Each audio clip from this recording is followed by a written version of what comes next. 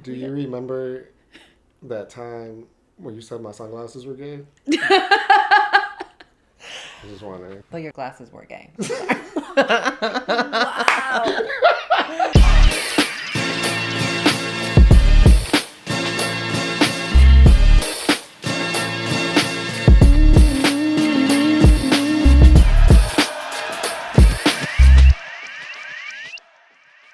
So, a few weeks ago, we did an episode on homophobia, and it did really well. A lot of people liked it. One of the viewers from the show sent us a message on Instagram that we should do one about the trans community. And my initial reaction to that was to be like, neither me or Angel knows jack shit about that. So I think that we would be doing ourselves a disservice and trans people a disservice for us to talk about it.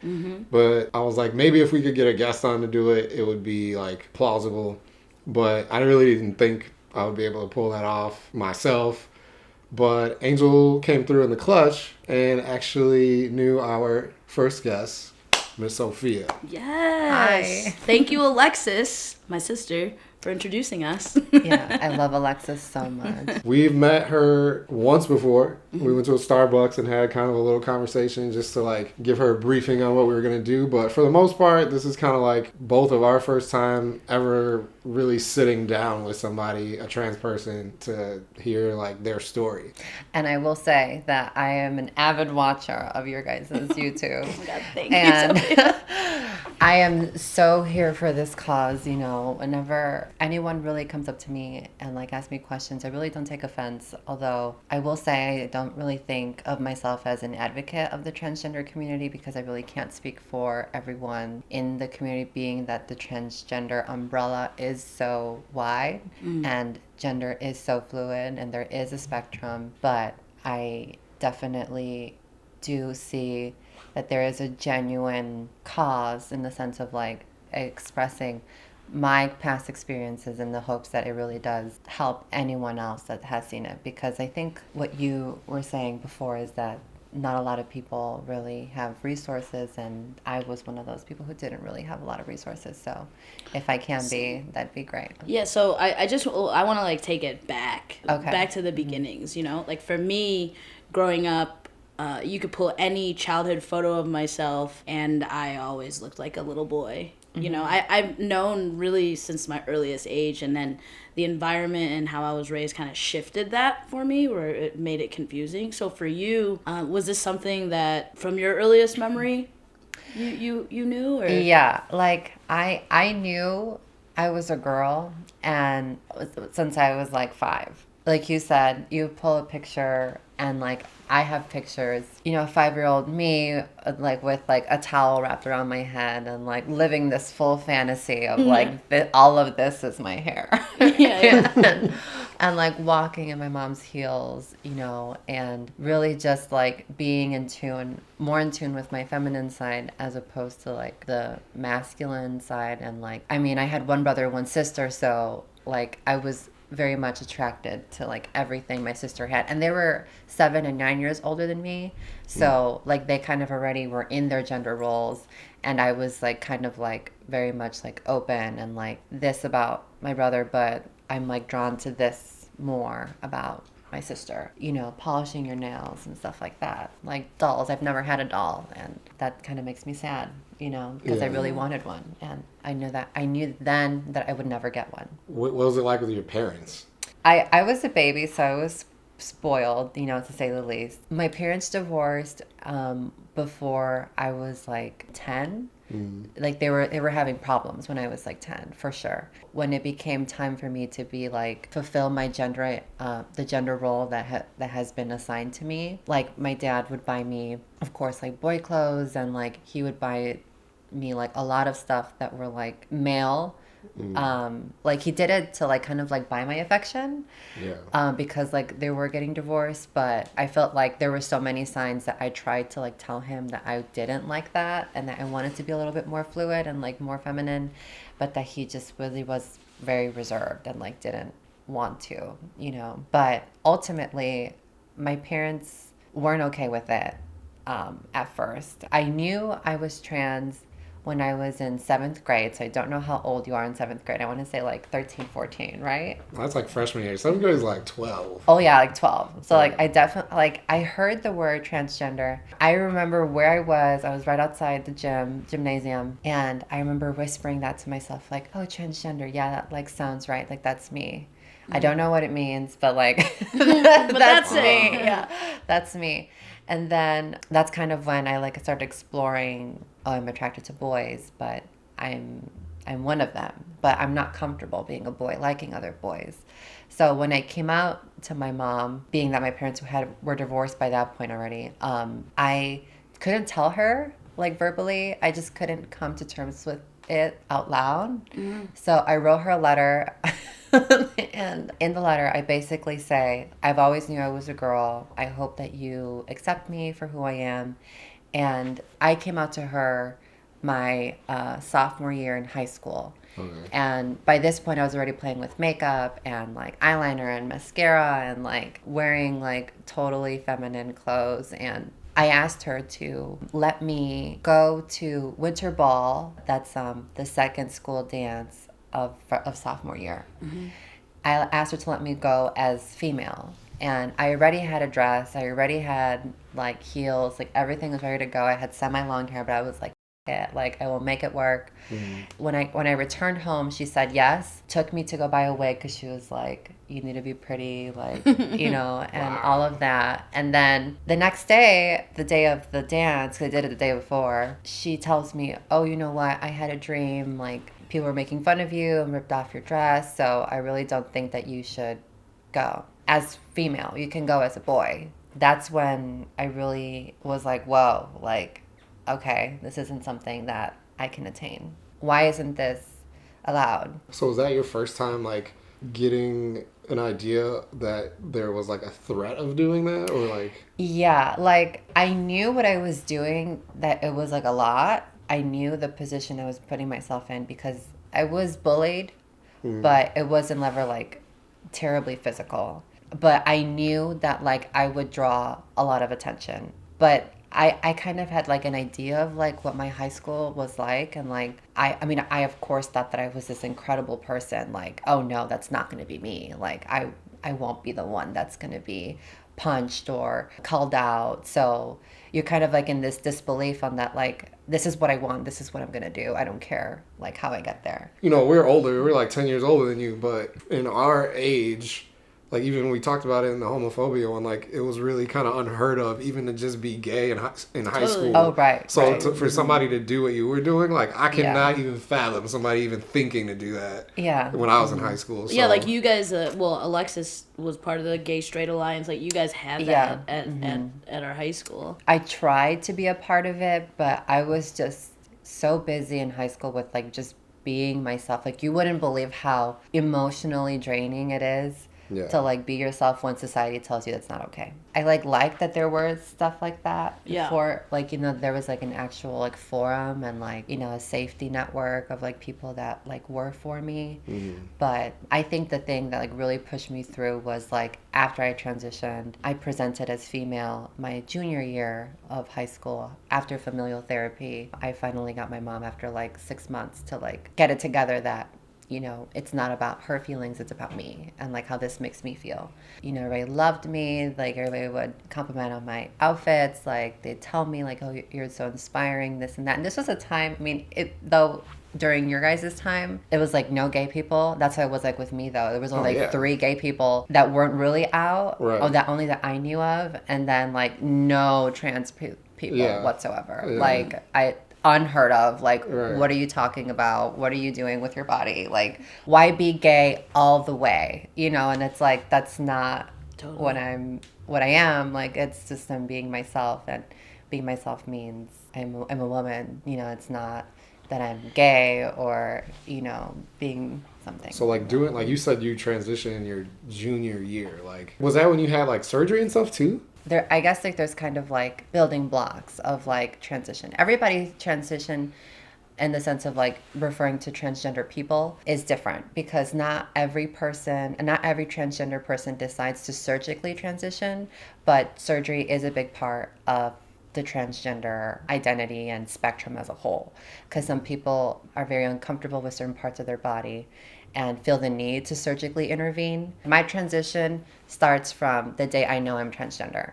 And then it's like from there, it's like the transition into who I'm supposed to be or who I am, and like, you know, coming out in that sense. So when I transitioned in high school, it was just physical. I just presented as female. It wasn't surgical. There wasn't any surgical intervention at that point because it was super expensive. I kind of didn't think about that then and there. I knew that I wanted to, but it was something I knew I was going to revisit later. Like, what made you decide to go the surgery route? Because you said some people don't do that. Right. Like, so just talk a little bit about, like, what made you decide that, and, like, what was that like for your mom? And because you were still pretty young when you decided to do that. Like, were you afraid? Like, I feel like, because to me, like, that's super dramatic to even think about.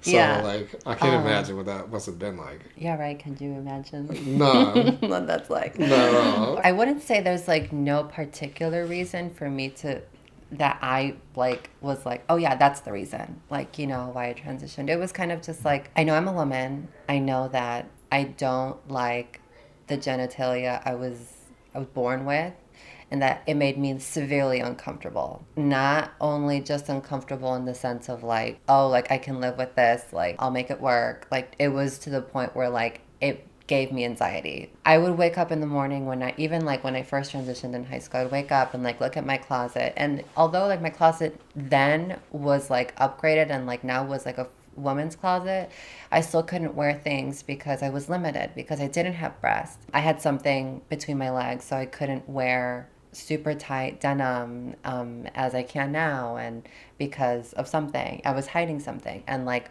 what I was hiding wasn't even like myself, it was my genitalia, because it was always a topic of discussion and like associated with me as a person, like, oh, you're transgender, that means you have this, you know, and that's like so unfair, because I feel like people who are ignorant to the issue like just believe that that's all I am. I was at one point male, and so that means at one point I had a penis, and like that's all I ever will be. I want to say it was like a sophomore in college, where I stumbled serendipitously on the university school newspaper. The headline was like, 3 students take advantage of new healthcare, transgender healthcare benefit. And I was like, what is that?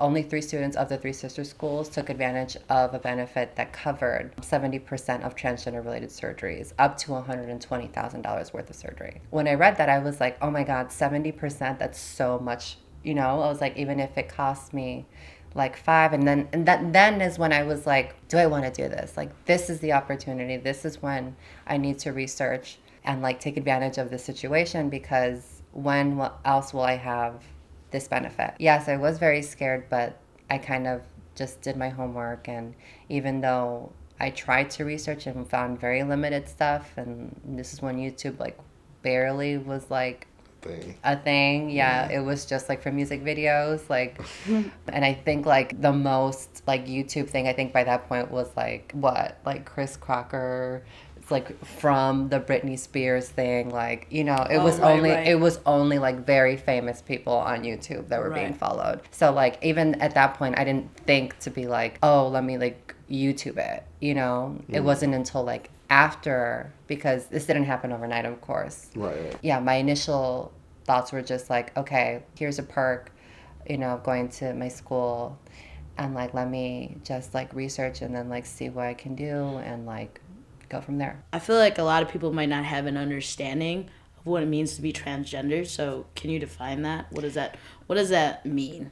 What it means to me to be transgender is someone whose internal sense does not match that of what you or that person was assigned at birth. Got it. Associated to their gender identity and expression. Because I believe those two are kind of like different things. Like I could be transgender and be a woman and identify as a woman, but my expression could still be very tomboyish and masculine too. And those two things shouldn't compromise my womanhood. Does that make sense? Yeah, that's like Yeah. another, like, that's one of those things too that's like another angle that you wouldn't think of, like, or I wouldn't think of, you know what I'm saying? Well, it was Right. it was honestly similar to a question that you asked me off camera before. Do you think it's biological or do you think it's psychological, or do you think it's both? Because you asked me that before. For me, Yeah. So how do you feel about that? About it being biological and physiological. I mean, so Or sorry, psychological. psychological. Yeah. I think it really does have to do with like both. I think mainly for me, it is very much psychological because it's like before it was physically like as it is now, it was psychological. And like going into that like realm of like, is this really who I am? Like, am I okay with that? Am I okay with that enough to surgically intervene? You were saying when you found out about this insurance that you could get, when you went to like further investigate that, you found out in order to do it that you were going to have to get like paperwork from a psychologist, a Psychiatrist. psychologist that you have gender Dysphoria. dysphoria. Right. Yeah. So like, is gender dysphoria defined as like a mental disorder? Yes, it is in the Diagnostic Statistic Manual for mental disorder. like a mental disorders. That's right. Yeah. So technically, anyone that identifies as transgender and like would like to start hormone therapy even or would like to surgically intervene do have to be diagnosed by a mental health care provider that they are in a sense mentally ill and in that sense diagnosed with gender dysphoria.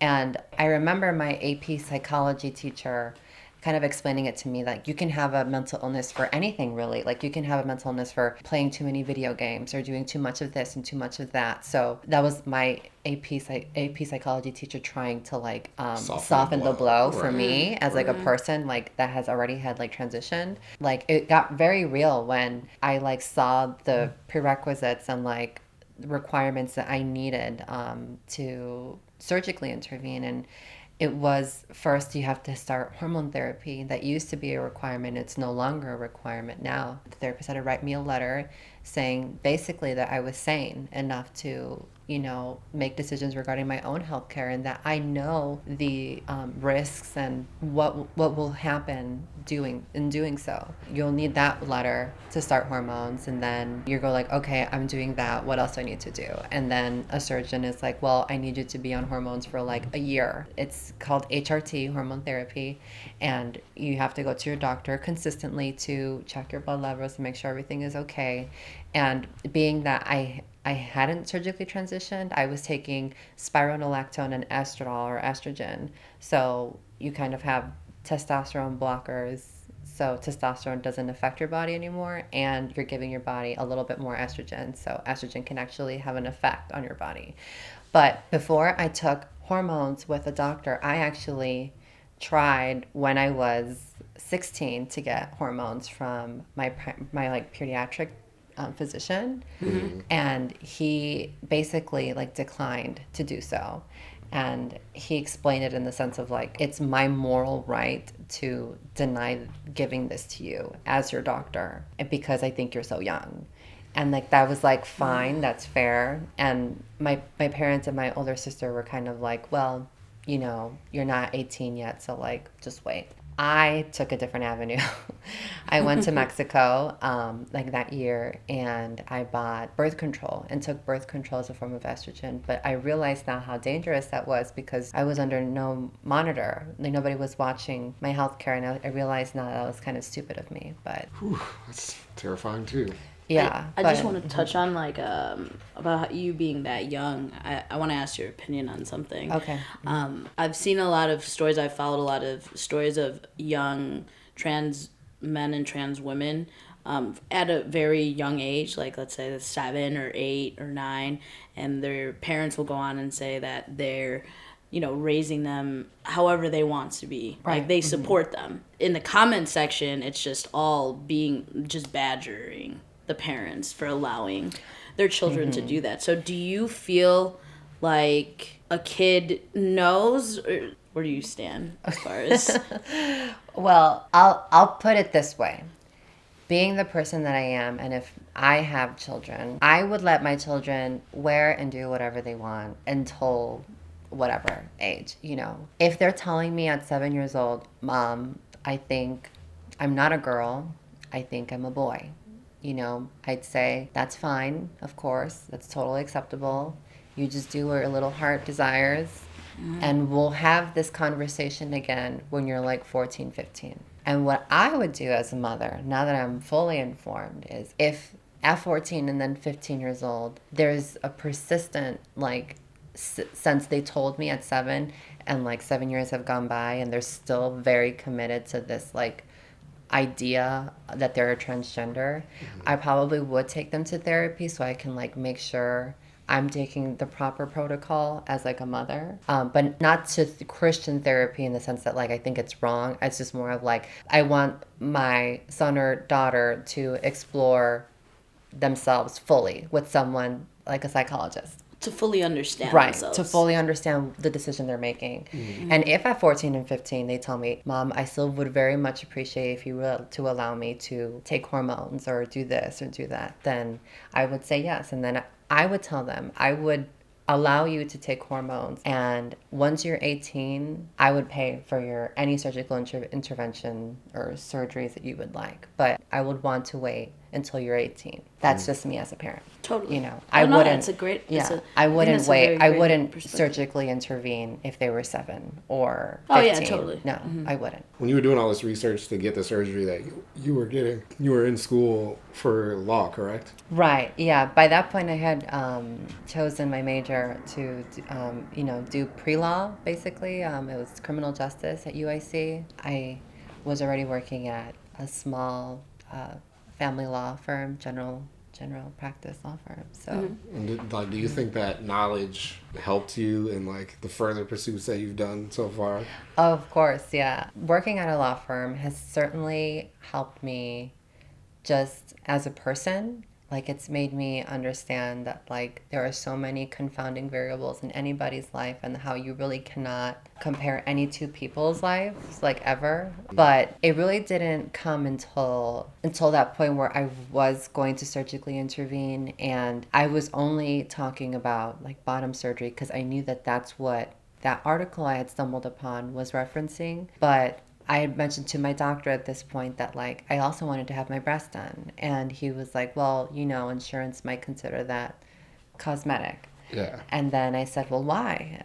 If it would be medically necessary or part of transition for the opposite of who I am, somebody that's trans male, the removal of breasts would absolutely be considered not cosmetic. So why wouldn't that be the case for me? So I sat down and I wrote a letter.